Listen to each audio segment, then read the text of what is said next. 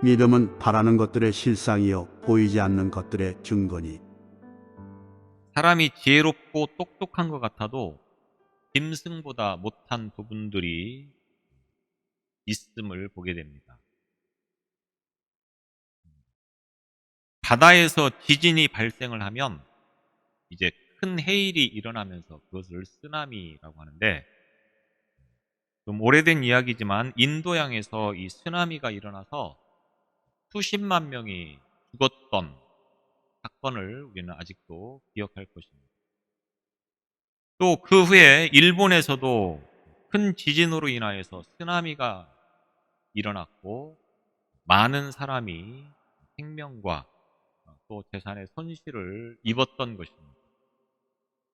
또 지구촌 곳곳에서 많은 지진이 일어나고 화산이 폭발하고 이런 자연재해들로 인하여서 많은 피해를 입고 있는데, 이런 일들이 지나고 난 다음에 보면 사람들의 시체는 많았는데 야생동물의 시체는 별로 없었다고 통계가 나오는 것을 봅니다. 그것은 야생동물은 지진의 진동을 미리 느껴서 대비를 하기 때문에 그만큼 피해가 적은 것이고, 사람들은 그런 것들을 미처 예견하지 못하여서 결국 피해를 입게 된다고 하는 것입니다. 사람은 눈에 보이는 것만 믿고 있다가 큰 재앙을 당하는 경우들이 참 많습니다. 성경을 보면 사람이나 짐승이나 뭔가를 근거로 나름대로 판단을 하고 행동하면서 살아가는데, 그 사람의 판단의 기초가 뭐냐? 주로 눈에 보이는 것들을 판단의 기초로 삼는다고 하는 것입니다. 그래서 눈에 보이지 않는 것들은 잘 믿지 않으려고 하는 경향이 때로는 많이 있음을 보게 되었습니다. 그러나 성경에서 우리에게 가르쳐주는 것은 뭡니까? 진짜 중요한 핵심은 눈에 보이는 것에 있는 것이 아니고, 눈에 보이는 것은 그림자일 뿐이고 실질적으로 더 중요한 것은 눈에 보이지 않는 것에 있다. 성경은 우리에게 분명하게 가르쳐주고 있습니다. 그러므로 그림자를 쫓아가다가 멸망당하는 어리석음을 범치 말라. 이것이 성경이 우리에게 가르쳐주는 말씀이라고 하는 것입니다. 오늘 히브리서를 보면 성경의 어려운 책들이 다 어렵다라고 말씀을 드릴 수도 있겠지만, 특별히 그 가운데 이 히브리서 또한 어려운 책 가운데 하나여서 읽기가 쉽지 않습니다. 그런데 이 히브리서 10장까지의 말씀을 보면 계속해서 제사 이야기가 나오고 있습니다. 그러다가 11장에서 갑자기 믿음이라고 하는 말이 나오고 있습니다. 그 이유는 구약의 제사가 믿음의 한 부분이기 때문에 그렇다라고 하는 것입니다. 구약에서 보면 여러 가지 율법과 제사에 관계되어진 그런 말씀을 계속 반복해서 하고 있고, 그 내용들을 다시 한번 이제 되새기면서 말씀을 주고 있는데, 결국 이 제사를 통하여서 말씀하고자 하는 의도는 믿음이다라고 하는 것을 말씀하려고 하는 것입니다. 다시 말하면 제사라고 하는 것이, 제사라고 하는 이 행위 자체가 사람들의 죄를 씻어주는 것이 아니라고 하는 겁니다. 하나님께서 제사를 드리라고 한 이유는 무엇입니까? 그 제사를 통해서 죄를 용서받을 수 있도록 하시기 위함이라고 하는 것입니다. 그래서 굉장히 까다롭게 매우 구체적이고 또 상세하게 제사에 대해서 말씀을 했고, 그 제사에 의해서 이제 죄를 용서받을 수 있는 길이 열렸다라고 하는 겁니다.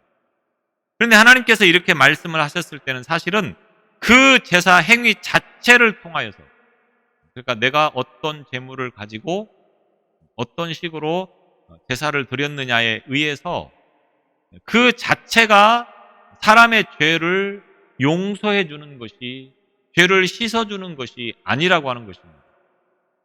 그 사실을 통하여서 말씀하고자 하는 것은 얼마만큼 믿음을 가지고 있느냐, 하나님께서 이렇게 말씀하셨기 때문에 우리가 그 말씀에 순종하면 하나님께서 죄를 용서해 주실 것이다 라고 하는 이 믿음을 통하여서 결국은 하나님께서 죄를 용서해 주시는 것이지, 그 제사 행위 자체가 우리의 죄를 사해 주는 것은 아니다, 씻어 주는 것은 아니다, 이런 말씀이 되겠습니다. 광야에서 불뱀에 물렸을 때 하나님께서 놋뱀을 만들어서 장대에 높이 배달고 그거를 쳐다보는 자마다 살 것이다, 이렇게 말씀하셨습니다. 자, 여기서 사람이 살 수 있는 길은 무엇에 있습니까? 놋뱀 자체를 통하여서 사람이 살아나는 것이 아닙니다. 하나님께서 그렇게 하시겠다고 말씀하신 것을 믿고 그리고 그대로 실천할 때에 그것이 바로 사람이 살아나는 비결이 된다고 하는 것입니다.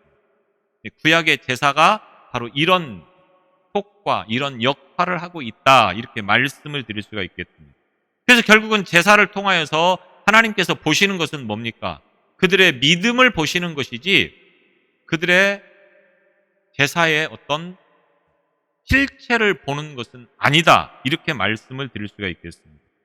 물론 이 구약의 제사는 철저하게 임시적인 것이었고 이것을 통하여서 인간이 영원히 죄를 용서받을 수 있는 길은 없다고 하는 것을 깨닫도록 하시는 것이고, 결국 이 제사를 통하여서 말씀하시고자 하는 것은 예수 그리스도께서 희생 제물이 되어질 때에 우리 모두가 죄를 용서받게 된다고 하는 것을 깨닫도록 하시기 위한 것이 바로 이 제사라, 이렇게 말씀을 드릴 수가 있겠습니다. 결국 우리 죄가 용서받을 수 있는 길은 무엇입니까? 예수 그리스도께서 우리를 대신해서 제물이 되어 주실 때, 그리고 그 사실을 믿을 때 결국은 우리 죄가 용서받게 된다, 이렇게 말씀을 드릴 수가 있겠습니다. 그래서 하나님께서 우리의 죄를 용서해 주셨다, 이것을 믿으면 우리는 죄를 용서받는 삶이 되는 것이고 그래서 구원받게 된다, 이렇게 말씀을 드릴 수가 있겠습니다. 그런데 많은 분들이 늘 이 말씀을 제대로 이해하지 못하는 것인지 아니면 믿지 못하는 것인지 하여튼 굉장히 이 문제는 수십 번을 들어도 여전히 혼란스러워하고 있다라고 하는 겁니다. 제가 불과 몇 주 전에 그런 말씀을 드린 적이 있습니다. 여러분은 지금 죽으면 구원받을 수 있습니까? 라는 질문을 던지면서 거기에 대해서 말씀을 드렸습니다. 몇 개월 전이 아니고 몇 주 전입니다. 제가 정확하게는 몇 주인지를 잘 기억을 못하겠는데 하여튼 얼마 안 됐습니다. 제 기억 속에 아직도 있습니다. 자, 다시 이 시간 제가 그런 질문을 한번 드려보겠습니다. 여러분은 지금 죽으면 천국 갈 수 있습니까? 네. 그런 믿음을 가지고 있으면 참 좋겠습니다. 그런데 상당히 많은 분들이 잘 모르겠습니다. 입으로는 아멘 했지만 속으로는 아직도 잘 모르겠는데, 이렇게 생각하시는 분이 분명히 없지 않아 있을 줄로 압니다. 왜 그렇습니까? 잘 모르겠습니다. 그러면 그런 분들에게 예수님을 믿으십니까? 이렇게 질문하면 예수님을 믿습니다, 이렇게 자신 있게 대답을 한다고 하는 것입니다. 예수님을 믿으면 천국 갑니다. 예수님을 믿으면 죄를 용서함 받습니다. 예수님을 믿으면 구원 받습니다. 성경은 줄곧 우리에게 이렇게 가르쳐주고 있는데 분명히 예수님은 믿는 것 같은데 막상 지금 죽으면 천국 갈 수 있습니까? 이렇게 질문하면 상당히 주저한다고 하는 것입니다. 왜 확신이 없습니까? 뭔가를 더 해야 될 것 같다고 하는 생각이 마음속에 있기 때문에 그렇습니다. 예수님 믿는 것만 갖고는 뭔가 부족한 것 같은 그런 생각이 들고 있다라고 하는 것입니다. 또 성경에서 말씀하는 것처럼 살지 못해서 내가 아직 구원받지 못할 것 같고 천국까지 못할 것 같다고 하는 생각을 여전히 하고 있다라고 하는 것입니다. 우리는 성경 말씀처럼 살아야 된다고 하는 걸 알고 있는데 막상 삶은 어떻습니까? 그 말씀처럼 살지 못할 때가 참 많다고 하는 거예요. 그러니까 결국은 내가 천국을 갈 수 있느냐 가지 못하느냐라고 하는 문제를 여기와 연결을 시켜서 생각을 하다 보니까 늘 혼란스러워하고 있다라고 하는 것입니다. 성경은 분명히 예수님을 믿으면 죄를 용서받고 그리고 구원받게 된다. 우리에게 선포하고 있습니다. 다시 말하면 구원을 받는 것에 있어서 우리에게 절대적으로 필요한 것은 뭡니까? 믿음 하나라고 하는 것입니다. 믿음. 믿음만 있으면. 그런데 문제는 믿음이 과연 뭐냐? 그게 중요한 거겠죠. 믿음이 뭐냐? 믿음이라고 하는 말을 잘못 사용할 때가 참 많습니다. 보통 믿음이라고 하는 말을 쓸 때는 그 주체가 내 자신이 될 때가 많습니다. 내가 믿고 내가 안 믿고 결국은 내가 주체가 돼서 믿느냐 믿지 않느냐를 판단하고 결정한다라고 하는 것입니다. 그런데 성경에서 가르침의 믿음은 내가 주체가 돼서 내가 믿습니다. 내가 믿지 않습니다. 이 믿음을 성경에서는 믿음이라고 말하지 않습니다. 성경에서 말하는 믿음과 우리가 세상에서 쓰는 믿음이라고 하는 말은 좀 차이가 있다라고 하는 것입니다. 믿음이라고 하는 말은 꼭 종교적인 용어로만 사용되는 것은 아닙니다. 신을 믿을 때만 믿음이다. 우리가 이렇게 표현하지는 않는다고 하는 겁니다. 세상을 살아가면서도 믿음은 굉장히 필요한 부분입니다. 우리는 어쩌면 믿음의 세계에서 살고 있다. 이렇게 표현하는 것이 옳은지도 모르겠습니다. 세상은 믿음이 없으면 참 살기가 피곤합니다. 믿음이 흔들릴수록 삶이 고단할 수밖에 없습니다. 예를 들어서 버스를 타도 저 운전기사가 운전을 제대로 할 수 있는지 의심을 하면서 버스를 타면 어떻게 되겠습니까? 버스 타고 있는 내내 마음이 불편하고 불안하고 내가 제대로 갈 수 있을까? 이런 의심과 염려로 인하여서 굉장히 피곤합니다. 몸이 아파서 병원을 갔는데 의사를 믿지 못하는 겁니다. 과연 저 의사가 돌팔이는 아닌가? 제대로 공부를 하기는 했는가? 제대로 내 몸을 고칠 수는 있는가? 이런 의심을 가지고 병원을 찾아다니면 어떻겠습니까? 오히려 병이 더 생깁니다. 믿음이 없으면 세상은 참 피곤하고 고단하다고 하는 것입니다. 이 믿음에는 여러 종류가 있습니다. 특별히 세상에는 믿음이 세 종류가 있다. 이렇게 이야기를 하고 있습니다. 그 하나가 바로 신념. 지금 말한 것처럼 믿음의 출발이고 개인적인 믿음이라고 볼 수가 있겠습니다. 그래서 신념이 곧 내가 믿는 것입니다. 내가 신뢰하는 것입니다. 내가 누구를 믿는다. 이거를 바로 신념이라고 하는 것입니다. 나는 내가 잘 될 줄로 믿는다. 나는 우리 자녀들이 잘 성장할 줄로 믿는다. 나는 내가 계획하는 것이 꼭 이루어질 줄로 믿는다. 이것은 믿음이라고 말은 하고 있지만 실질적으로는 신념이다. 이렇게 표현할 수가 있다고 하는 것입니다. 또 하나는 신용이라고 하는 말입니다. 우리가 살아가면서 사회적으로 인정하는 것을 신용이라고 말을 합니다. 내가 누군가와 어떤 거래를 할 때 신용에 의해서 맺어지는 거죠. 내가 그 사람을 믿으면 얼마든지 거래를 할 수 있지만 믿지 못하면 거래를 할 수가 없습니다. 신용의 근거에서 우리는 이와 같이 사회생활을 하고 있는 것입니다. 그 다음에 세 번째로는 하나님이 보증하는 믿음, 이것을 우리는 믿음이라고 이야기를 하는데, 이 믿음은 사회적인 신용이나 신념과는 다른 것입니다. 그래서 우리는 이 믿음을 가지고 있는 사람을 신앙인이다, 이렇게 표현을 하는 것을 보게 되어집니다. 그래서 종교적이고 교리적인 믿음, 두 사람이 위험한 다리를 건너야 합니다. 첫 번째 사람은 이 다리가 자신의 무게를 버텨줄 것이라고 확신을 했고 믿음을 가지고 있었습니다. 두 번째 사람은 다리가 무너지건 내 몸무게를 버텨주건 여기서 죽든 여기서 살아남든 그것과는 아무 상관이 없이 나는 여전히 하나님의 선하신 능력 안에 있는 존재이다 라고 하는 것을 믿는 믿음을 가지고 있었습니다. 이 두 사람이 다리를 건너다가 다리가 무너져서 두 사람 다 죽었습니다. 여기서 첫 번째 사람이 가지고 있었던 믿음은 불신이 돼버리고 말았습니다.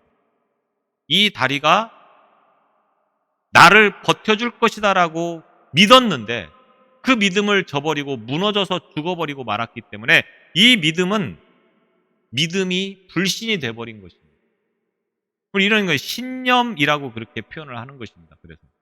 그런데 두 번째 사람은 믿음은 무엇이었습니까?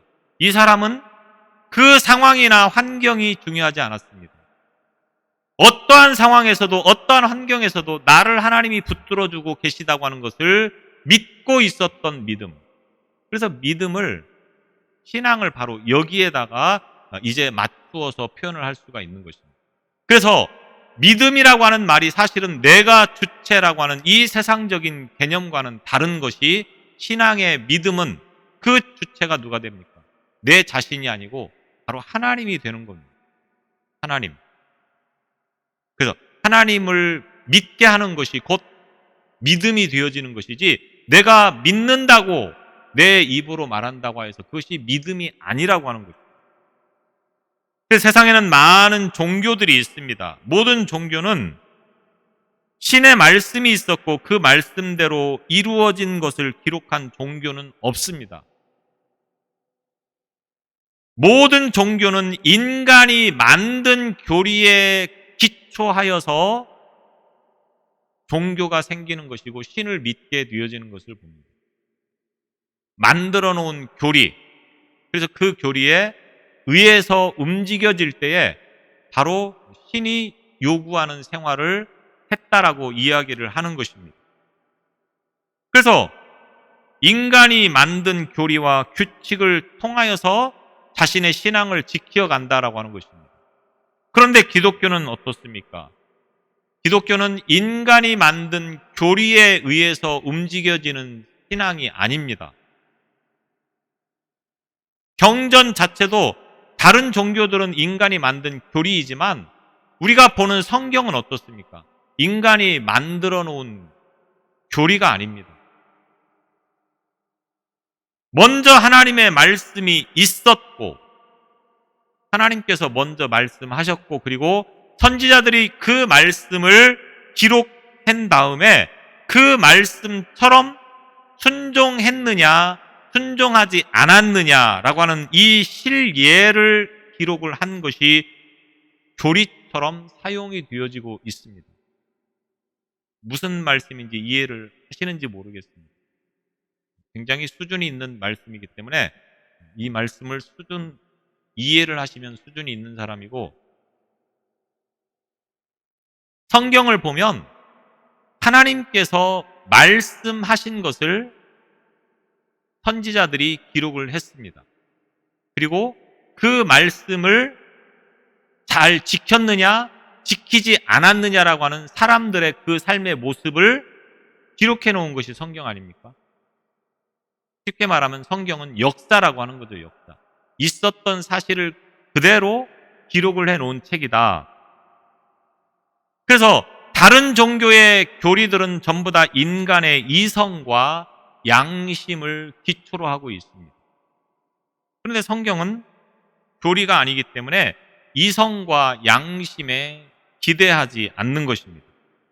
그래서 구약의 율법에 보면 원수는 다 죽이라 이렇게 말씀을 하고 있다가 갑자기 신약에 와서는 내 원수도 내 몸처럼 사랑하라 이렇게 말씀을 하고 있으면서 인간의 어떤 이성이나 양심에 기초하지 않습니다. 성경을 보면 하라고 하는 명령과 하지 말라고 하는 명령이 주어지고 있는데, 그런데 이 말씀을 주신 의도가 무엇입니까? 모든 것을 지킴을 통해서 유익을 얻는 것은 결국 사람이라고 하는 것입니다. 하나님께서 이렇게 말씀을 하셨을 때는 그 말씀을 통하여서 유익하게 하는 것은 결국 사람이고, 그것을 지키지 않은 것은 결국 사람에게 손해가 된다. 이것을 말씀하려고 하는 것이라고 하는 것입니다. 죽음과 부활을 육체로 체험시키는 종교는 또 없습니다. 부활은 어느 종교에서도 말하고 있지 않습니다. 오직 성경에서만 이 부활을 말하고 있다라고 하는 것입니다. 그래서 이 부활이 결국 오늘 저와 여러분에게도 일어날 수 있는 것이다. 이렇게 말씀을 해 주시고 있는 것입니다. 기독교를 편의상 종교라고 하는 이름으로 부르고 있지만 종교가 아닙니다. 제가 몇 번 말씀을 드렸는데 기독교는 종교라고 볼 수가 없는 것입니다. 생명이라 이렇게 말씀을 드리는 것이 옳을 것입니다. 사람들이 생각하는 것처럼, 성경을 모르고 예수를 모르는 사람들이 생각하는 것처럼 기독교가 종교 가운데 하나라고 여겨지는데, 사실은 이것은 죽느냐 사느냐의 문제인 것이지 종교의 문제로 이거를 치부할 것은 아니라고 하는 것입니다. 종교 의식이 있습니다. 그런데 종교 의식이 기독교의 본질은 아닙니다, 사실. 우리가 이거를 혼동하면 안 됩니다. 종교 의식은 우리의 본질이 아니다고 하는 것입니다. 제가 이런 부분에 대해서 더 구체적이고 자세하게 말씀을 드리지 못하는 시간에 어떤 아쉬움이 있지만, 여튼 후에라도 다시 그런 말씀을 드릴 기회가 있으면 좋겠습니다. 여튼 기독교는 종교가 아닌 생명이다. 성경에서 이 믿음을 여러 가지로 구분을 해서 표현하고 있습니다. 믿음이 무엇이냐? 제가 금년에만도 믿음에 대해서 여러 번 말씀을 드렸습니다. 다시 이 해가 가기 전에 믿음에 대해서 한번 정리해 보고자 이 말씀을 지금 드리고 있는데, 믿음이라고 하는 것이 무엇입니까? 우리가 흔히 말하는 사전적인 의미나 이런 것들은 다 접어두고 믿음이 뭐냐? 오늘 본문에서 믿음에 대해서 뭐라고 말씀하고 있습니까? 믿음은 바라는 것들의 실상이요, 보이지 않는 것들의 증거다. 말씀은 잘 알고 있는 말씀이고 많은 분들이 이 말씀을 외우고 있습니다. 이 말씀이 사실은 쉬운 듯 하면서도 쉽지 않고 어려운 듯 하면서도 굉장히 쉬운 말씀이 바로 이 말씀이 아닌가, 이렇게 볼 수 있겠습니다. 믿음은 보이지 않는 것을 보는 것, 다시 말하면 보다 정확하게 말하면 반드시 보아야 하는 것을 보는 것이 곧 믿음이다. 이렇게 결론을 지어서 말씀을 드릴 수가 있겠습니다. 믿음이 뭐냐? 보아야 할 것을 보는 것이다. 쉽게 말하면 이렇게 말씀을 드릴 수가 있다고 하는 겁니다. 자, 이거를 어떻게 표현했느냐? 바라는 것들의 실상이요. 실상이라고 하는 말은 아래로부터 받쳐준다라고 하는 뜻을 가지고 있습니다. 그러니까 건물의 기초와 같은 역할을 하고 있는 것이 곧 실상이다. 이렇게 말씀을 드릴 수가 있겠습니다. 다시 말하면 믿음은 바라는 것들의 기초다. 이렇게 말씀을 드릴 수가 있겠습니다. 우리가 쉽게 말해서 바라는 것 하면 뭐가 생각납니까? 소원, 꿈, 바라는 것. 우리가 어떤 기대하는 소원이 있습니다. 사람마다 바라는 것이 있습니다. 저와 여러분도 뭔가 바라는 것들이 분명히 있을 거라고 하는 겁니다. 나에게 한 가지 소원이 있다면 좋은 집에서 사는 거, 몇 평 아파트에 사는 거, 몇 평 집을 가지고 있는 거, 어떤 자동차를 타고 다니는 거, 이와 같은 어떤 소원들이 다 있을 거라고 보는 것입니다. 그런데 그 소원이 살아가면서 물론 이루어지는 부분도 있지만 이루어지지 않는 것들도 많습니다. 그냥 소원으로 끝나버리는 경우가 많다고 하는 것입니다. 이해가 되십니까? 소원은 소원일 뿐 그것이 이루어질 수도 있고 이루어지지 않을 수도 있다고 하는 것입니다. 그런데 여기서 바라는 것들의 실상이다 이 말은 그 소원이 모두 완벽하게 이루어진다. 쉽게 말하면 이렇게 말씀을 드릴 수가 있다고 하는 것입니다. 내가 무엇을 바라든지 내가 무엇을 소원하든지 그것이 꼭 이루어진다. 이 말입니다. 바라는 것을 성취한 것처럼 여기는 것이다. 여러분이 어떤 소원을 가지고 있습니까? 그 소원이 꼭 그대로 이루어진다. 이런 말입니다. 그렇기 때문에 믿음이라고 하는 것은 바라는 것이 막연한 꿈의 차원이 아니라 현실이다라고 하는 것으로 말씀을 대신할 수가 있겠습니다. 1867년에 미국의 국무장관이었던 윌리엄 시워드라고 하는 분이 매우 엉뚱하고 황당한 사건을 저지르게 됩니다. 당시 러시아 땅이었던 알래스카를 720만 달러에 구입을 하는 것입니다. 모든 사람이 볼 때는 그 엄청난 금액을 들여서 얼음만 있는 알래스카를 산 것을 이해할 수가 없었습니다.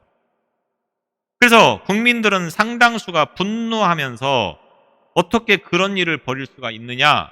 물론 국회의원들도 굉장히 반대를 심하게 했다고 하는 것입니다. 그래서 이 윌리엄 시워드가 의회에 가서 이렇게 연설을 했다고 하는 것입니다. 여러분, 나는 눈 덮인 알래스카를 보고 그 땅을 사자는 것이 아닙니다. 그 안에 감추어 있는 무한한 보고를 보고 사자는 것입니다. 우리 세대를 위해서 그 땅을 사자는 것이 아닙니다. 다음 세대를 위해서 우리가 그 땅을 사자고 하는 것입니다. 이 사람은 무엇을 보았겠습니까? 눈 덮인 알래스카를 본 것이 아니고 그 알래스카 땅에 속해 있는 뭔가를 보았다고 하는 것입니다. 그리고 1893년에 디젤 기관이 발명이 되어지면서 세상에는 절대적으로 석유가 있어야 된다고 하는 것을 깨닫기 시작합니다. 그리고 이 알래스카에는 석유가 굉장히 많이 내장되어 있다고 하는 것을 발견하게 되는 것입니다. 윌리엄 시워드라고 하는 이 사람이 바로 이것을 본 것입니다. 눈으로 보여지는 현상을 본 것이 아니고 감추어져 있는 것을 보는 것입니다. 그리고 그 감추어져 있는 것들이 굉장히 큰 도움이 될 것이고 유익을 줄 것이다. 이런 확신을 가지고 결국 알래스카를 구입을 하게 되었던 것입니다. 자, 이 꿈이 어떻게 됐습니까? 오늘날에는 현실이 되었다고 하는 겁니다. 그 당시에는 꿈이었지만 이것이 시간이 지나면서 현실이 되었다고 하는 것입니다. 이런 것처럼 바라는 것들의 실상이라고 하는 것은 바로 이런 거라고 하는 겁니다. 지금 당장 눈에는 잘 보이지 않지만 반드시 그것이 후에는 이루어질 것이라고 하는 것을 믿는 것, 의심하지 않는 것, 이것이 곧 믿음이다라고 하는 것입니다. 또 믿음은 보이지 않는 것들의 증거니, 증거라고 하는 말은 확신이라고 하는 말입니다. 보이지 않는 것의 진정한 뜻은 영원한 천국을 소유하기 위해서 세상의 소유를 빼앗기는 것도 기쁘게 받아들이는 것을 의미하는 것입니다.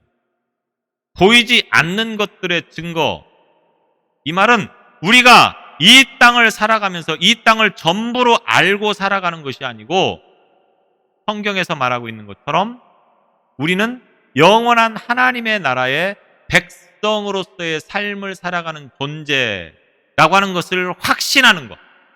바로 이것을 말하고 있는 것입니다. 그래서 보이지 않는 것들을 본 것처럼 확신한다. 이런 말이 되겠습니다. 하나님께서 노아에게 홍수 심판을 통하여서 세상을 멸할 것이다. 그러니까 너는 방주를 지어라. 이렇게 말씀하셨습니다. 그리고 노아는 이 말씀을 듣고 그 말씀처럼 순종하기 시작합니다. 자, 노아가 본 것은 무엇이었습니까?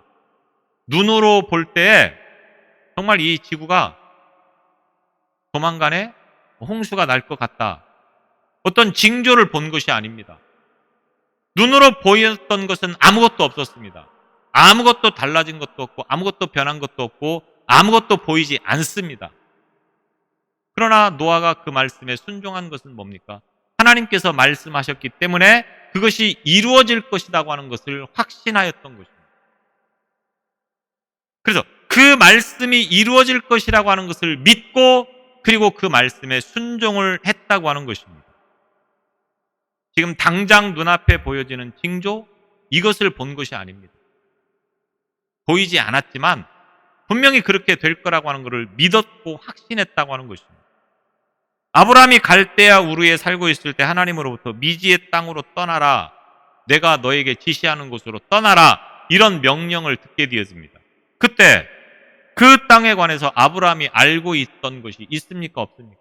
어딘지도 모르고 그 곳이 어떤 곳인지도 모릅니다. 그러나 하나님께서 말씀하셨으니까 그 말씀에 순종하면 말씀한 것처럼 되어질 것이라고 하는 확신을 가지고 그 말씀에 순종을 했다고 하는 것입니다. 믿음이 뭐냐?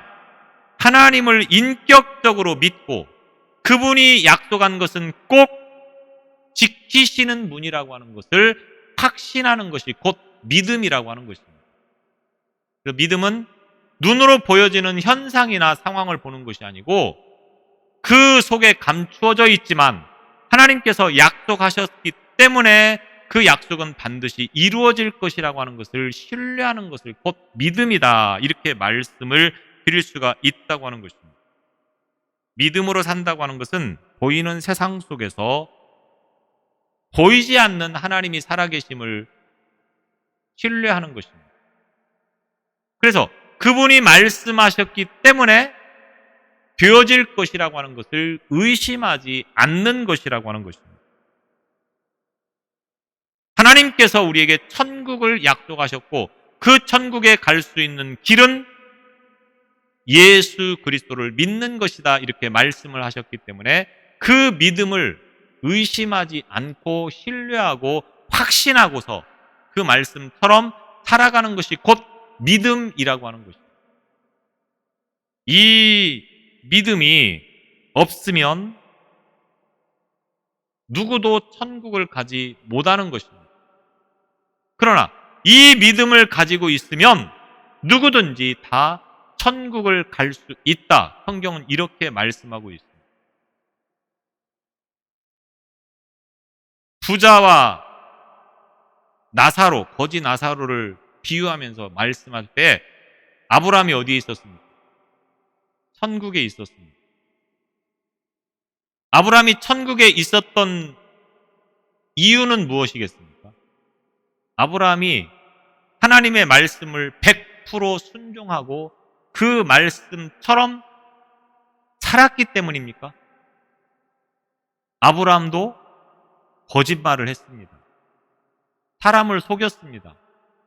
아브라함도 실수를 하고 잘못을 했습니다. 때로는 하나님의 말씀을 의심하고 자기 방법대로 생각대로 살았습니다. 그런 그 아브라함이 어디에 있습니까? 천국에 있습니다. 왜? 믿음이 있었기 때문에. 하나님의 말씀에 대해서 의심하지 않았기 때문에 그가 천국에 갈 수 있었다라고 하는 것입니다. 우리의 신앙 또한 마찬가지입니다. 우리가 비록 하나님의 말씀에 100% 순종하지 못하는 부분들이 참 많이 있지만 그럼에도 불구하고 우리가 하나님의 말씀에 대해서 의심하지 않고 그 말씀을 믿고 있다고 하면 우리는 하나님의 백성이 된다고 하는 것입니다. 여러분, 이 믿음을 가지고 살아갈 수 있기를 바랍니다. 기도하겠습니다.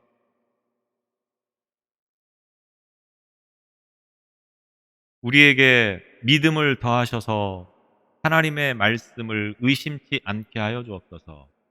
눈에 보이는 현상과 상황을 보며 살지 않게 하시고, 하나님께서 말씀하신 것은 반드시 이루신다고 하는 것을 신뢰하며 확신하는 삶을 살아가는 우리의 신앙이 되게 하여 주옵소서. 이 믿음으로만이 구원에 이른다고 말씀하셨사오니 우리에게 구원의 길을 걷기에 부족함이 없도록 큰 믿음을 더하여 주옵소서. 예수님 이름으로 기도드리옵나이다.